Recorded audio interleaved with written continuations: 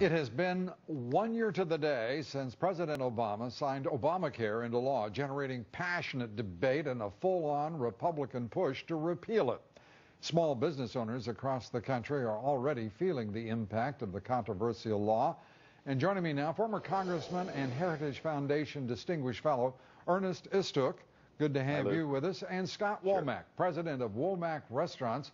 Thank you both. Let me start with you, if I may, Ernest.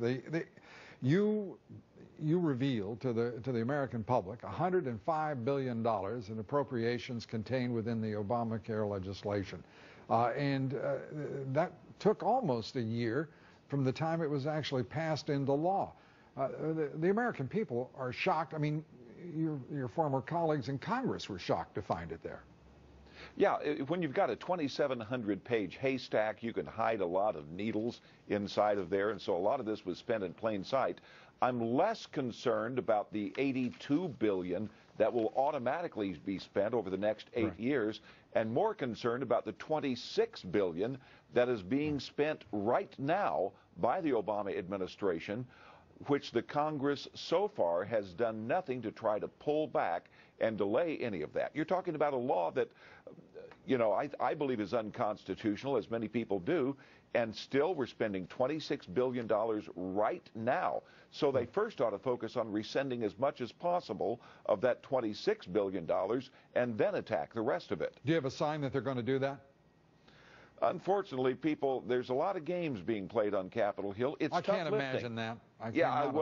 You know, I was there for 14 years, Lou. I'm in recovery from that now. Well, let me turn to Scott real quickly. You say flat out, Obamacare will kill your business. You own a number of IHOP restaurants.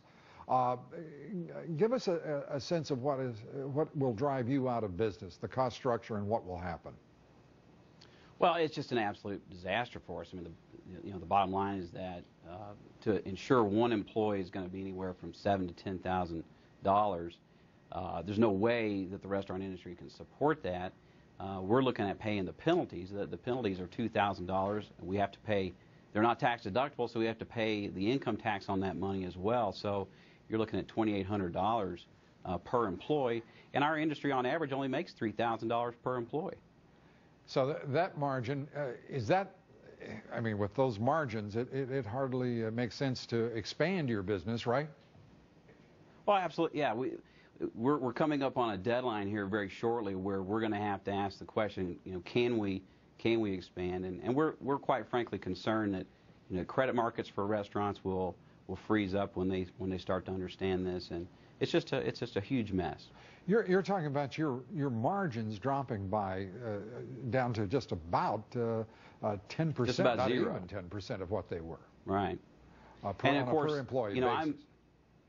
I'm an average restaurateur, so that means everyone that's below average is not making money, and you know, as you guys know, you can't do that very long. Let me turn back to you, Ernest. Sure. You were talking about the games being played in Washington, D.C. on Capitol Hill.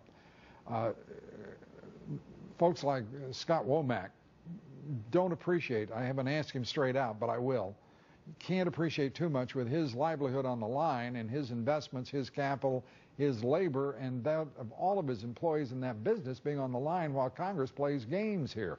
This is a real disaster for small business in this country, mid-sized business in this country. I give a lot of credit, of course, to the House leadership that did vote to repeal Obamacare, but they said their backup plan was to defund it.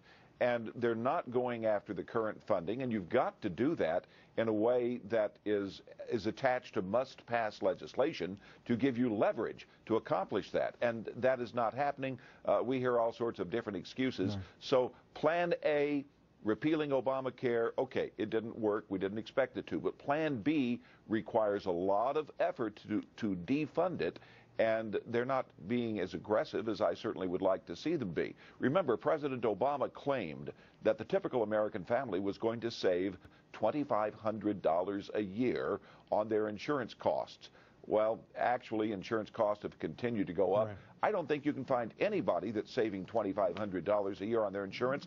I don't think you can find anybody that's saving $25 a year. Premiums have gone up Choices on health care providers, health care insurance providers. And it's because of the law in large part. And we're going to see health care costs continue to rise over the next decade. Scott, very quickly, what would you like Congress to do right now?